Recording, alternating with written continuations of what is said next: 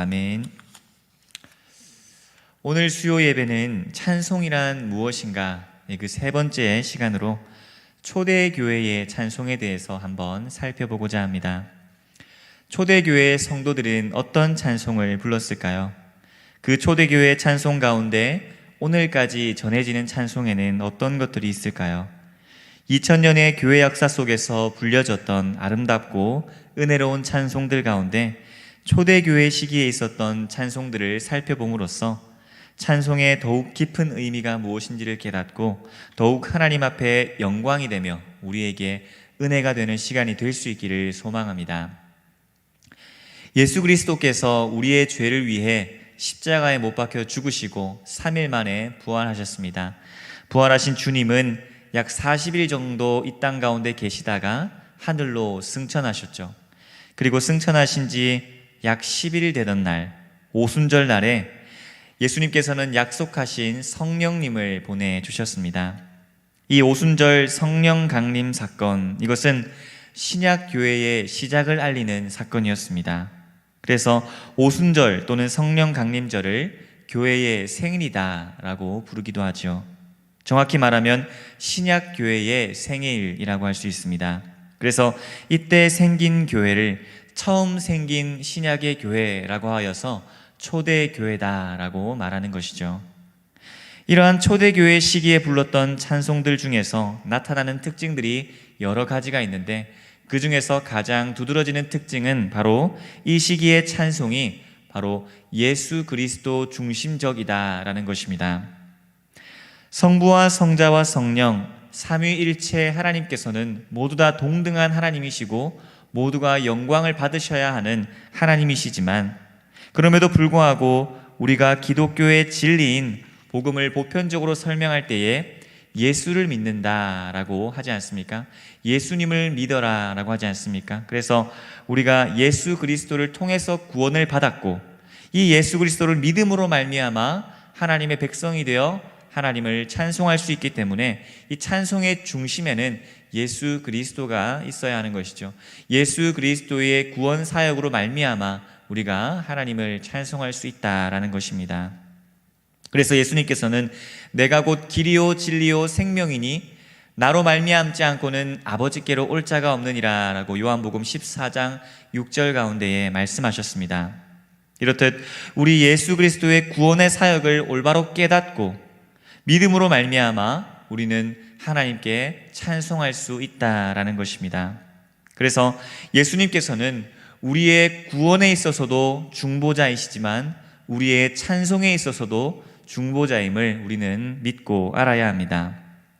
그래서 우리가 기도할 때 마지막에 예수 그리스도의 이름으로 기도하지 않습니까? 마찬가지로 우리가 찬송할 때에도 오직 예수 그리스도의 구원 사역을 힘입어서 하나님께 나아가 하나님을 찬송할 수 있다라는 것입니다.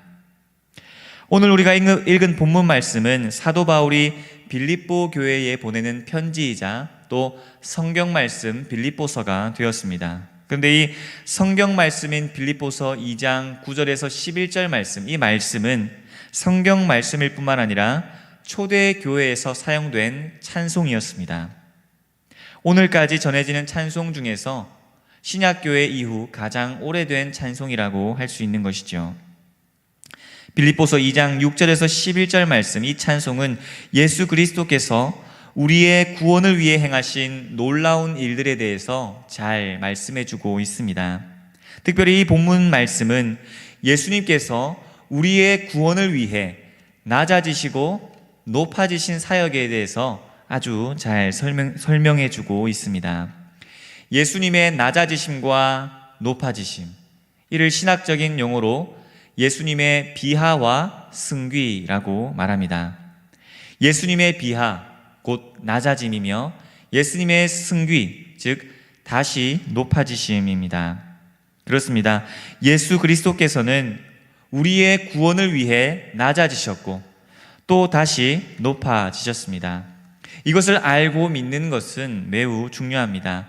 예수 그리스도께서 우리의 구원을 위해 낮아지심, 즉 비하가 의미하는 바가 무엇인지, 그리고 다시 높아지심, 즉 승귀가 의미하는 바가 무엇인지를 알고 믿는 것은 매우 중요하죠. 이것에 대해 우리 교단의 교리 표준인 웨스트민스터 소교리 문답 제23문은 이렇게 밝히고 있습니다. 우리 다 함께 소교리 문답 23문을 읽겠습니다. 그리스도께서 우리의 구속자로서 무슨 직분을 수행하십니까? 그리스도께서 우리의 구속자로서 낮아지심과 높아지심의 상태에서 동시에 선지자와 제사장과 왕의 직분을 수행하십니다. 예수님께서 우리의 구속자로서 선지자와 제사장과 왕의 직분을 행하신다. 이것은 우리가 지난달 살펴보았던 사도신경을 통해서도 알아보았던 내용입니다. 그런데 저는 여기서 예수님의 낮아지심과 높아지심의 상태에서 라는 이 말에 대해서 주목해 보고자 합니다. 왜냐하면 우리가 읽은 이 본문 말씀이자 초대교회에서 사용되었던 이 찬송이 예수님의 낮아지심과 높아지심에 대해서 잘 설명해 주고 있기 때문입니다. 이것을 우리가 깨달을 때에 찬송의 더욱 깊은 의미를 깨달을 수가 있는 것이죠. 예수님의 낮아지심, 즉 비하란 무엇이고 그것이 우리에게 의미하는 바는 무엇일까요? 그리고 예수님의 다시 높아지심, 즉 승귀가 의미하는 바가 무엇이고 또 그것이 우리에게 의미하는 바는 무엇일까요? 웨스트민스터 소교리 문답 27문과 28문에 그것이 잘 나와 있습니다.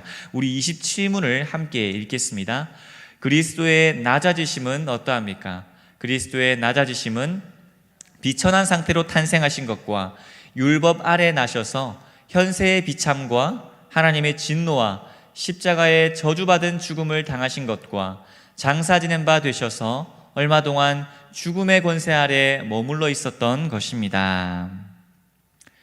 소교리 문답 27문이 말하는 것과 같이 예수님께서는 이렇게 우리의 구속을 위해, 우리의 구원을 위해 친히 낮아지셨습니다.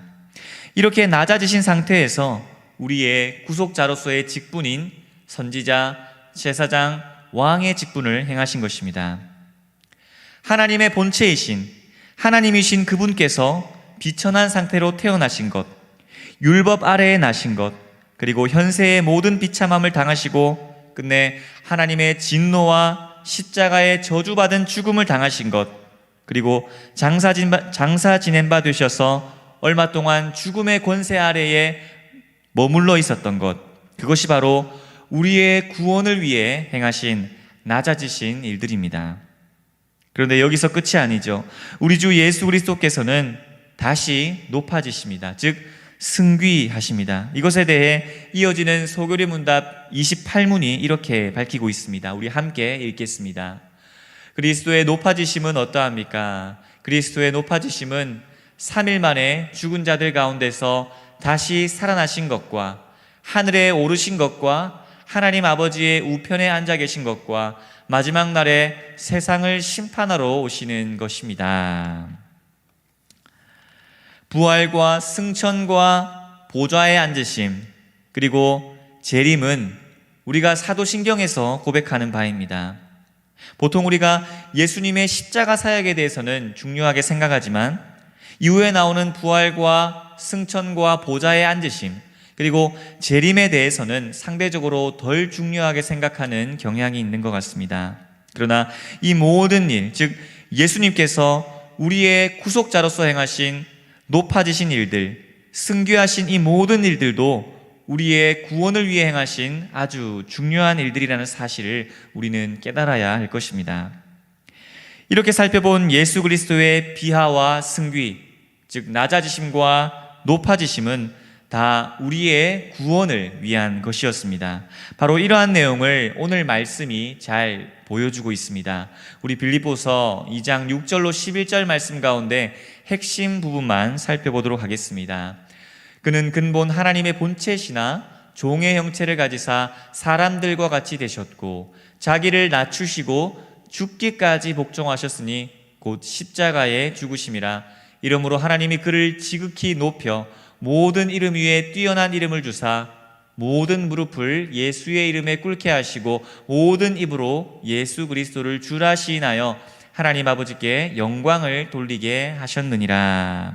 아멘. 어떻습니까? 놀랍지 않습니까?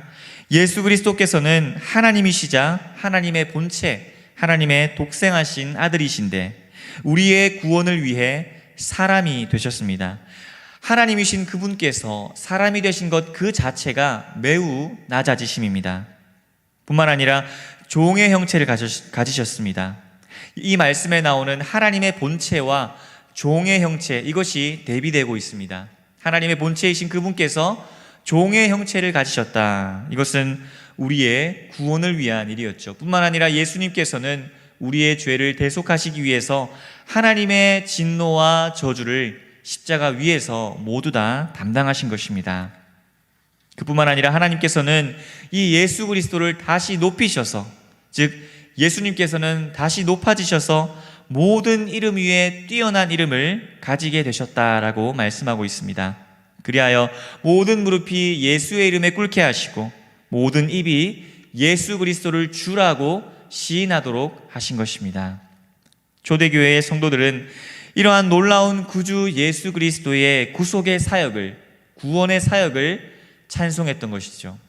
성도 여러분, 우리가 살펴본 바 이 말씀, 예수님의 낮아지심과 높아지심은 바로 우리의 찬송의 제목이 되어야 할 것입니다.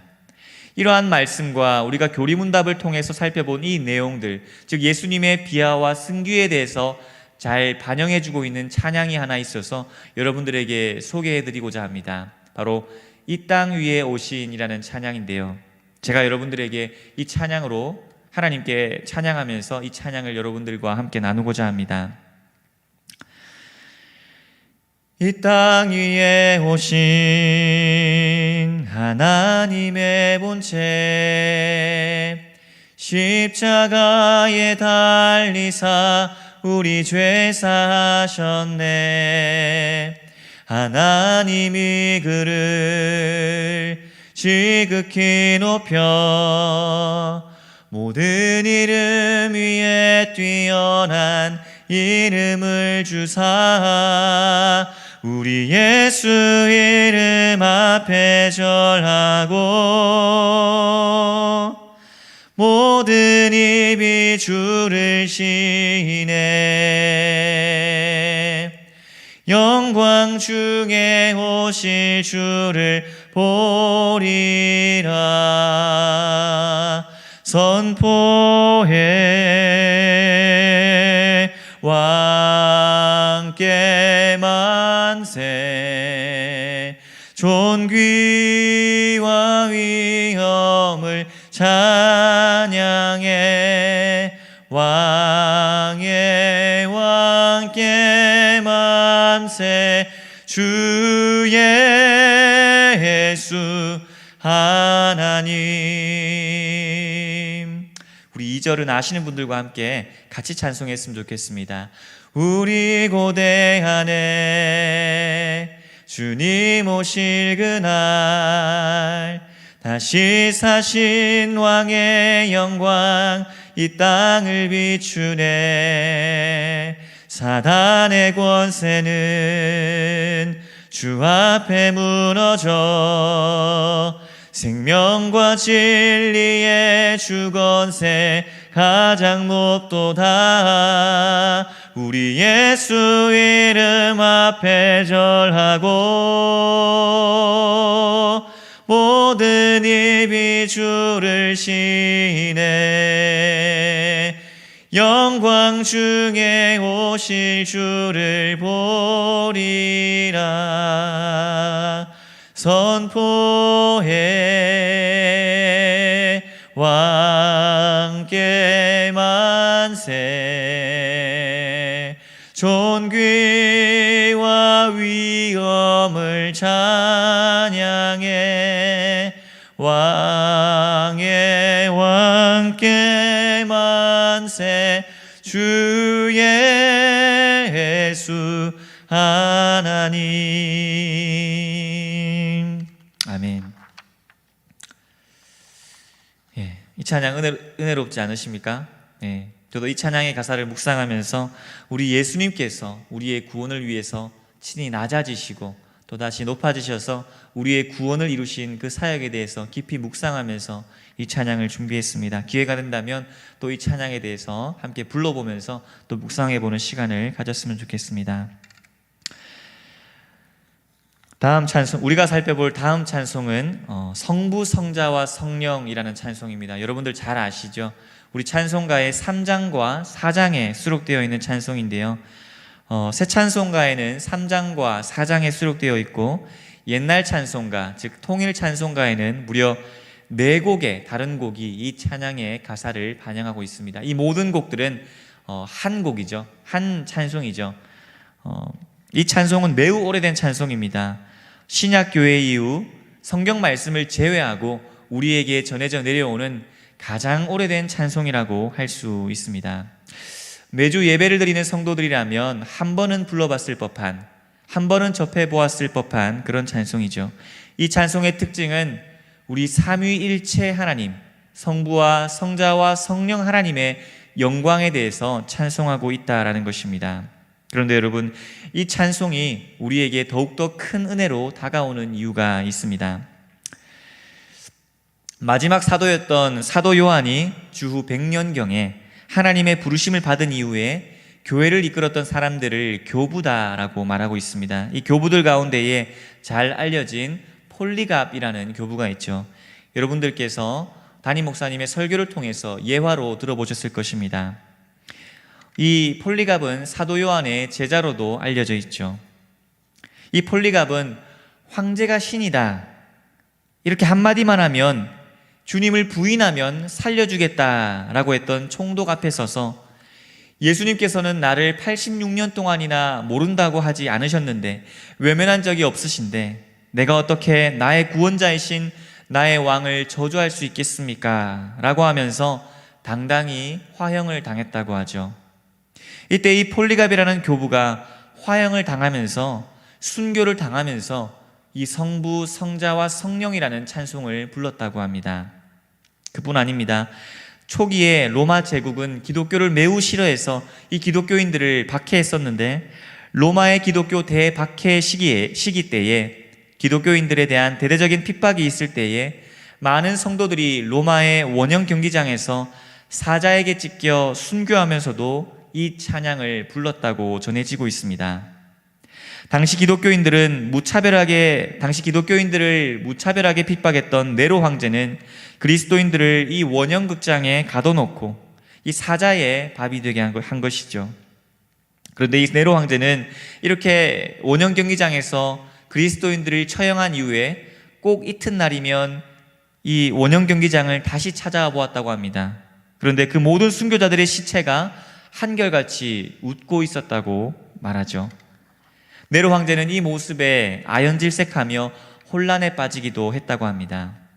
저는 이 찬송에 담긴 이러한 이야기들을 들을 때에 이 찬송에 대해 다시 생각해 볼 수 있다고 생각합니다. 우리가 아무렇지도 않게, 어쩌면 우리도 모르게 무미건조하게 받아들이던 이 삼위일체 하나님에 대한 신앙, 어렵다고만 생각하고 피하고 싶다고만 생각했던 그 삼위일체 하나님에 대한 이 신앙 고백이 성부와 성자와 성령에 대한 이 영광을 올려드리는 찬양이 누군가에게는 생의 마지막 순간에 불렸던, 순교의 순간에 불렀던 이 찬양이라는 사실을 깨달을 때에, 그리고 순교를 당할 때에도 참 평안을 얻을 수 있었다는 이 사실을 생각할 때에 이 찬송이 우리에게 주는 감동과 은혜는 더욱 클 것이라고 생각합니다.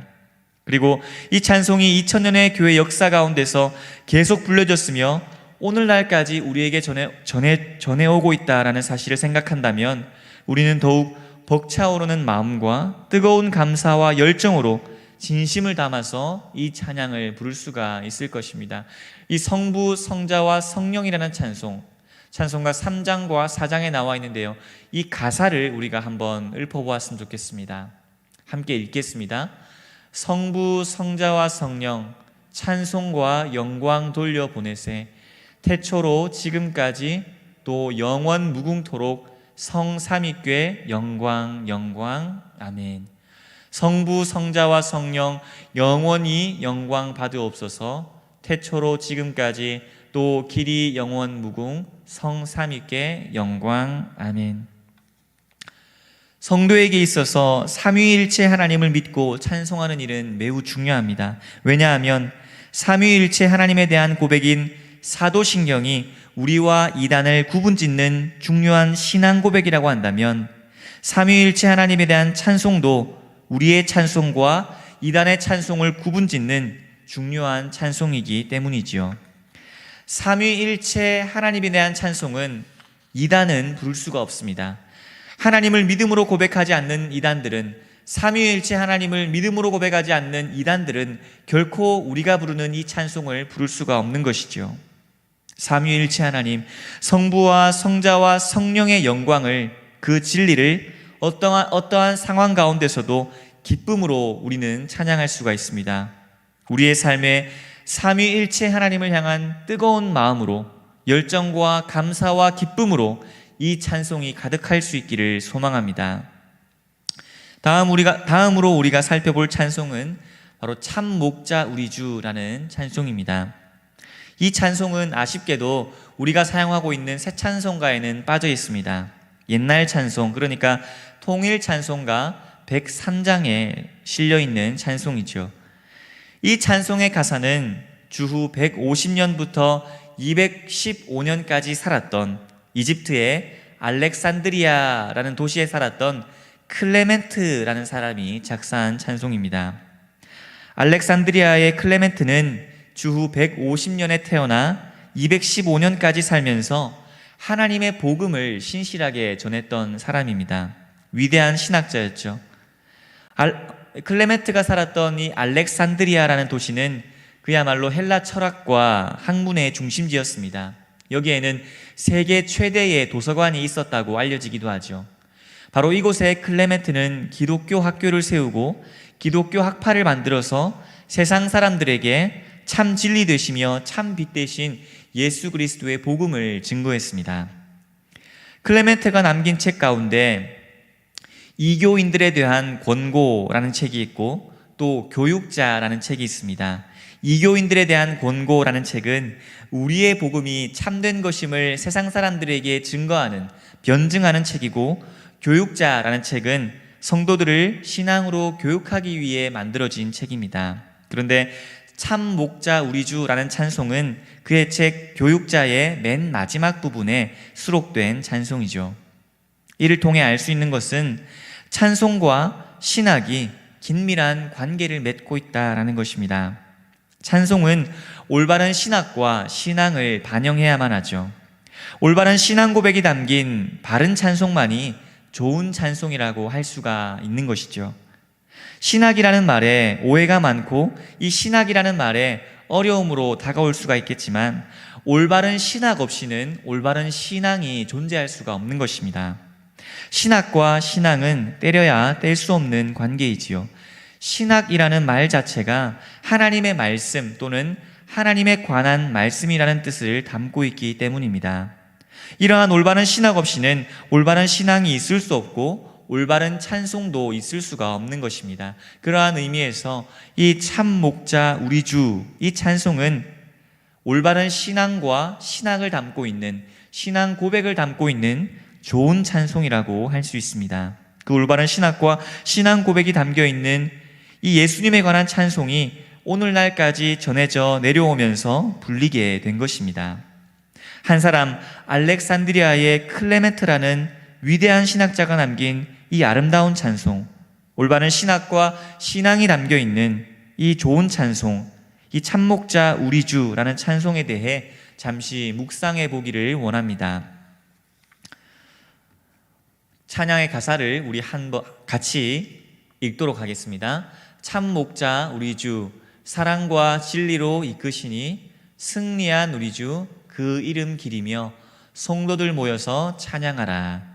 거룩한 우리 주, 능력의 참 말씀, 평화의 왕, 자기를 낮추사 우리를 죄에서 구하여 주시고 살리신다.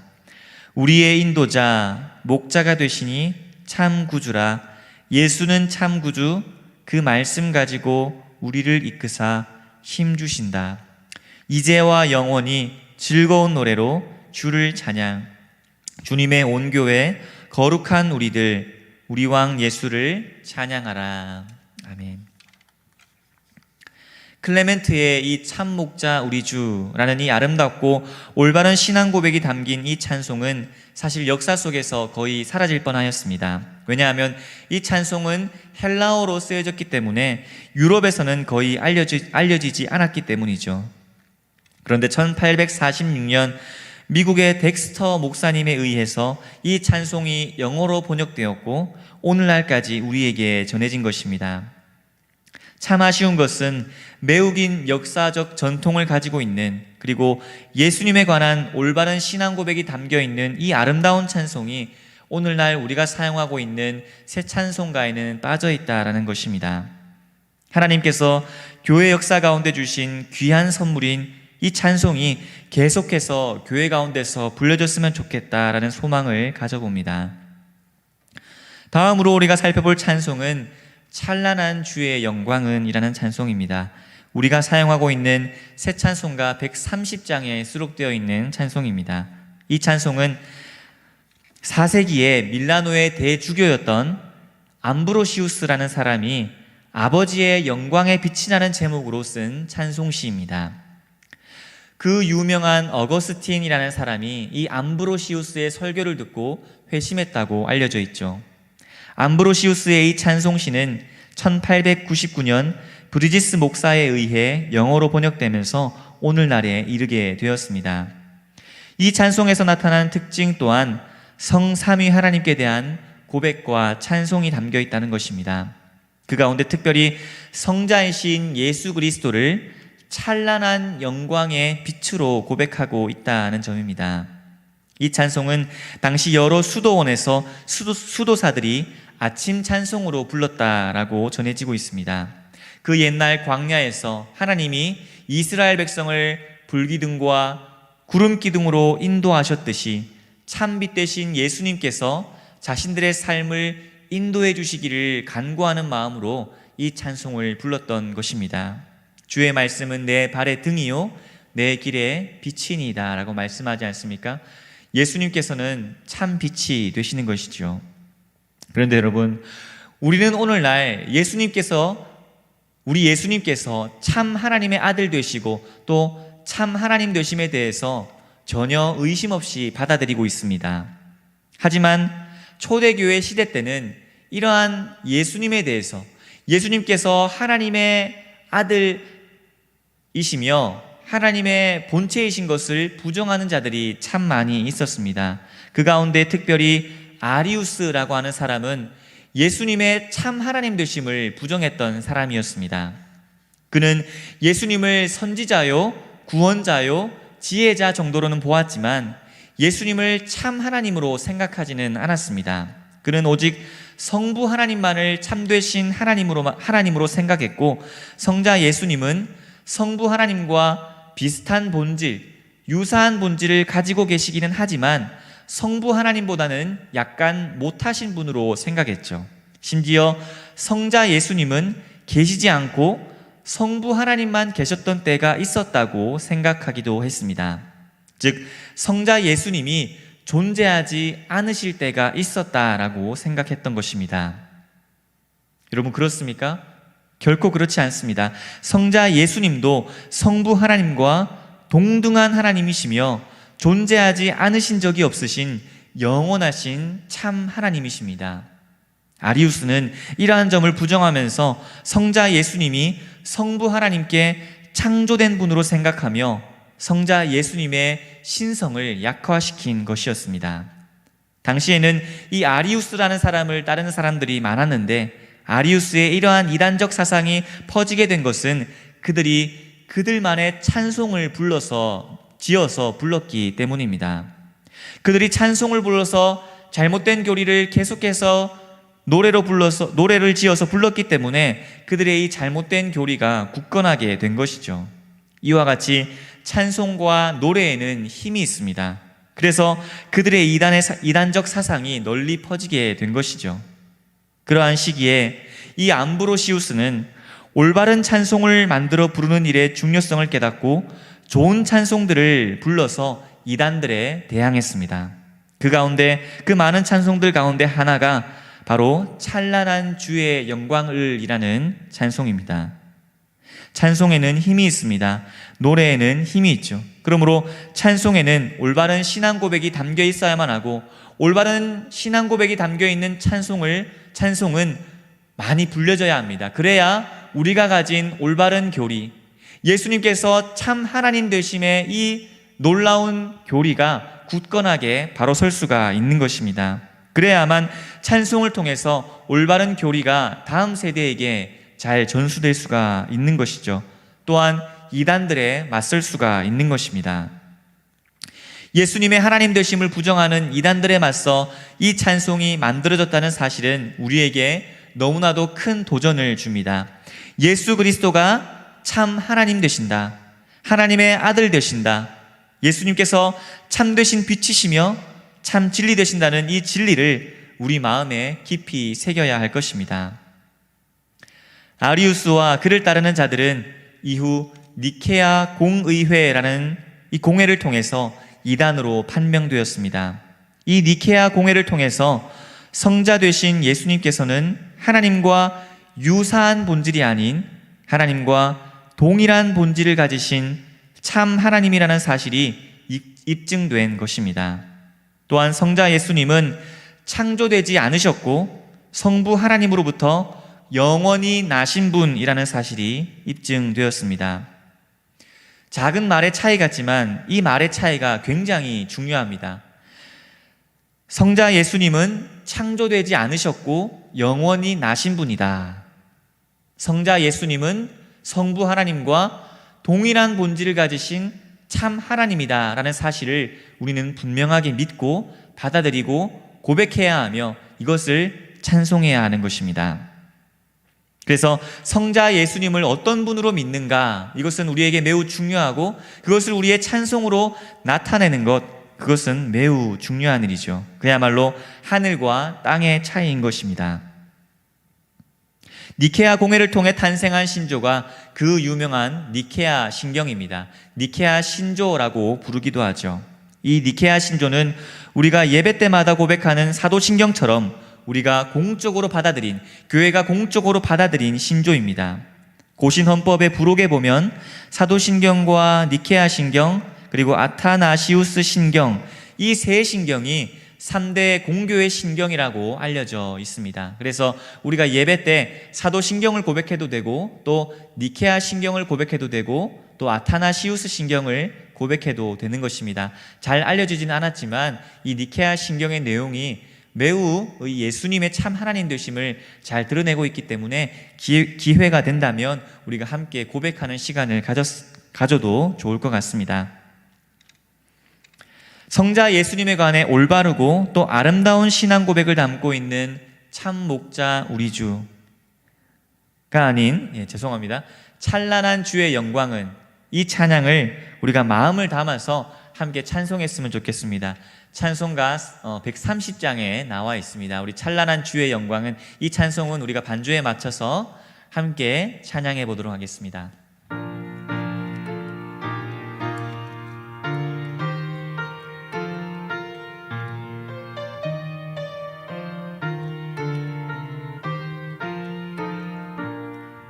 찬란한 주의 영광은 영원히 빛날 광채요, 참빛을 비춘 예수는 생명의 빛이 되신다. 올바른 일을 힘쓰며 이 마음에 탐욕 버리고 불같은 믿음 가지고 늘 주를 찬양하리라. 온 천지 만물 성부께 온 성도 모두 성자께 보혜사 성령 힘입어 영원히 찬양합니다.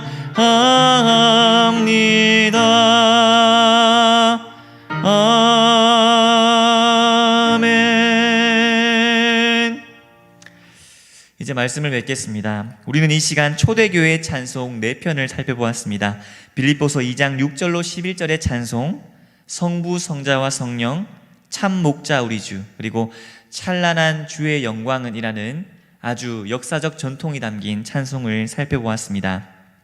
빌립보서에 나오는 찬송을 통해서 우리는 찬송에서도 예수 그리스도께서 우리의 구속을 위하여 행하신 이 구속 사역이 중심이 되어야 한다라는 사실을 살펴보았습니다. 뿐만 아니라 우리의 신앙의 선배들이 마지막 순교를 당하면서도 그토록 외쳐 불렀던 찬송이 바로 삼위일체 하나님을 향한 영광송, 송영이었다는 사실을 살펴보게 되었습니다. 그리고 참 목자요 영원한 왕 대신 예수 그리스도를 노래한 클레멘트의 찬송도 살펴보았죠.